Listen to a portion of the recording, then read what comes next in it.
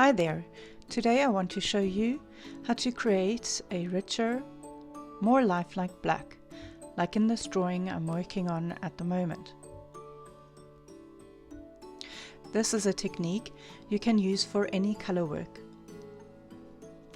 It creates a richer, more vibrant black than if you only use a black pencil.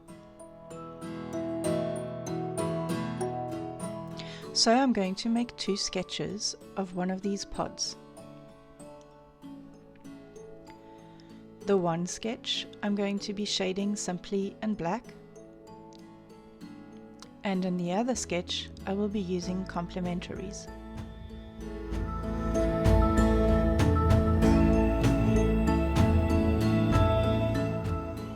Since this is just a sketch, I'm not going to make it too realistic. It's just so you can see the difference between the blacks.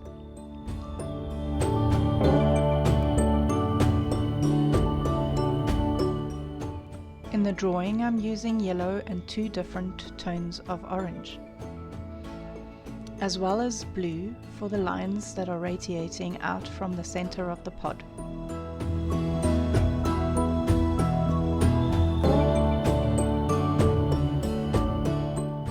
In the drawing I'm also pressing much harder than I'll be doing here. I'm just lightly covering the surface with the color.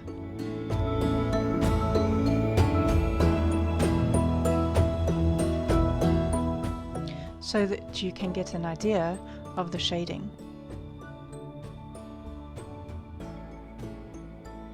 I added a little bit of a darker orange into the middle before I added the blue lines.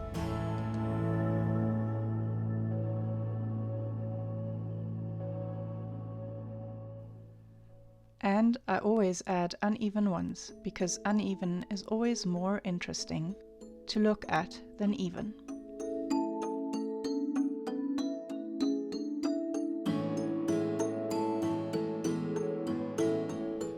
Then I darken the center a little bit, add a bit more darker orange,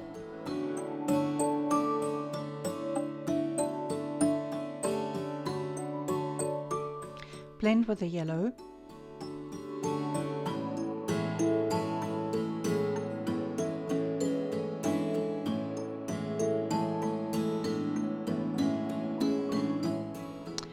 a little bit of the lighter orange on the edges,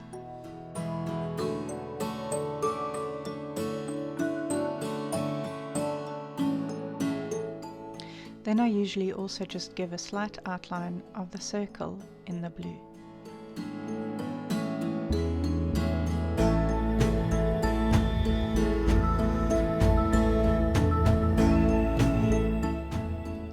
And I'm just going to add a bit of a circular shape here, so that it becomes a three-dimensional object.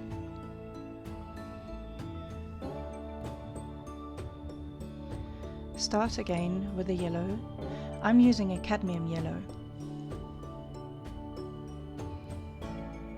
but you can obviously do this in any colors you want. Most of this is going to be much darker, so I'm going to color the rest in the lighter orange, which is also a cadmium.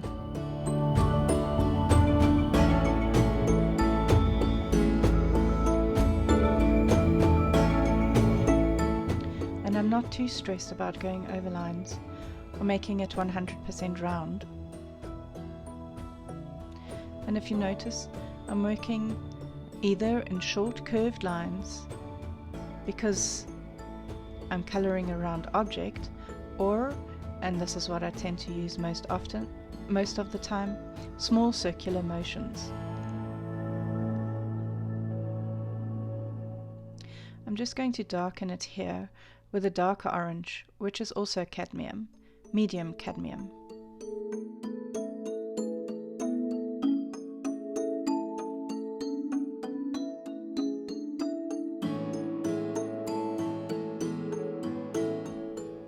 And now I'm going to add black to the sketch to shade the dark areas. You'll notice that the black is quite a strong contrast to the lighter yellow and orange.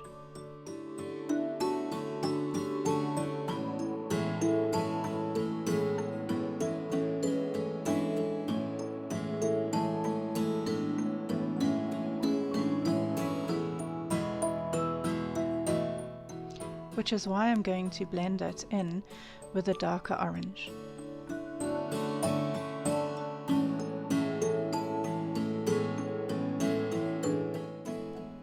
You're going to continue working with the black and orange until you have the tone you want.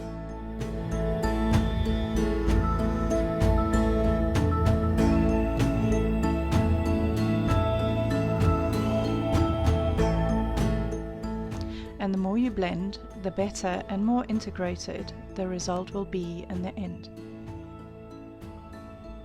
The trick is to use less pressure on the pencil and layer blend until you are satisfied.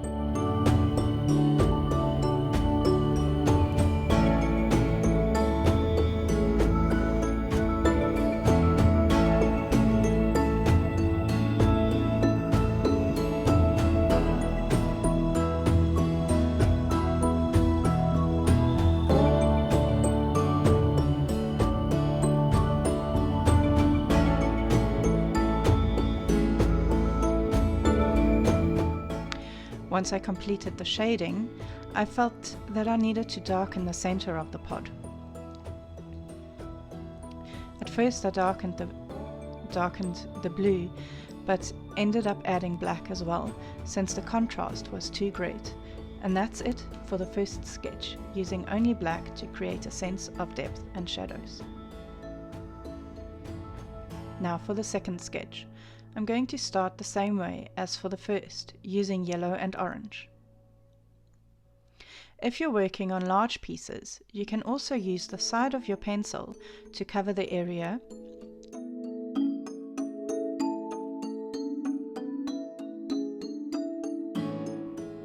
or use the tip of the pencil in circular motions. These small circles create a less linear effect. Use the two tones of orange to shape the top of the pod, blending the colors with yellow.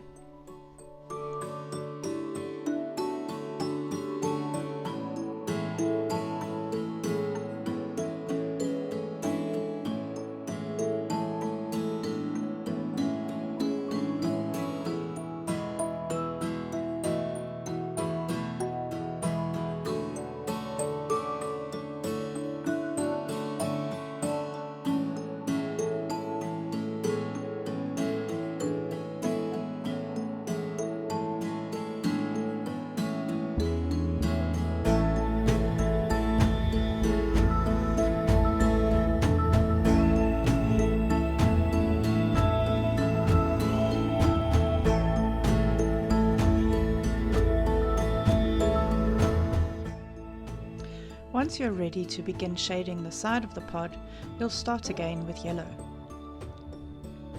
Add some lighter orange and darker orange in the corners and towards the bottom.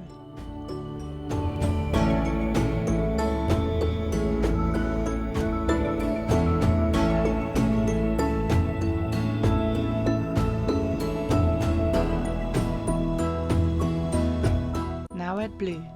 This will take much more layering and blending than in the first sketch, but it will create a much more natural and vibrant end result. The reason for this is that blue and orange are complementary colors. And when you mix complementaries lightly, you will always end up with a tone of brown.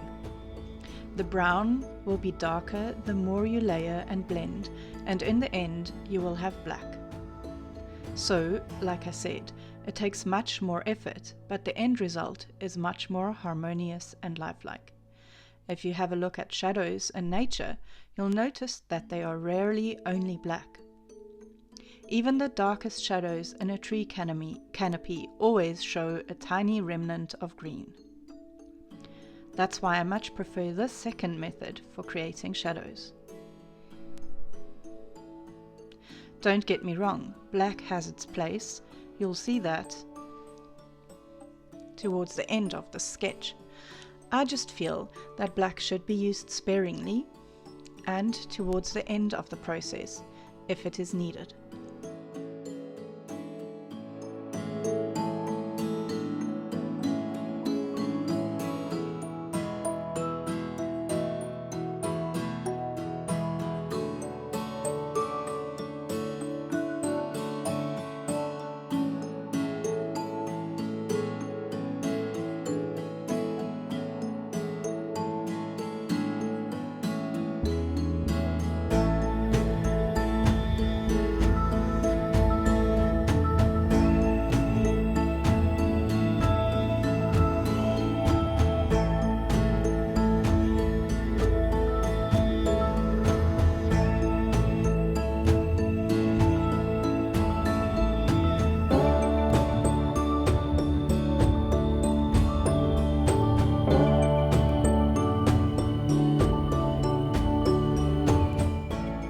After I've worked on the shading for several minutes using layers of blue and orange, I've decided to add some black into the dark shadows after all.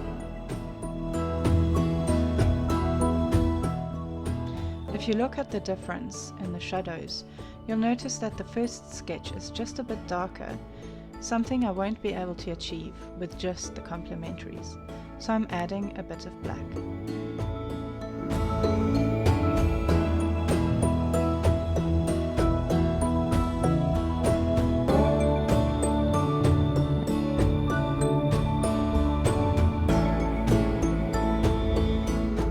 Don't forget to blend it back into the drawing with one of the complementaries though. I'm using blue because I think the orange would be too obvious and light over the black. Work on the drawing until you are satisfied with the outcome, and don't forget to layer and blend.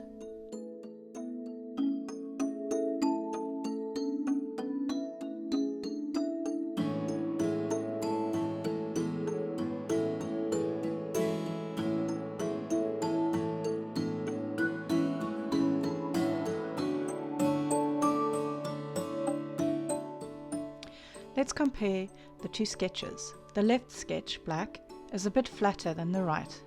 It also looks a bit less vibrant, which is logical because less color was used in the making.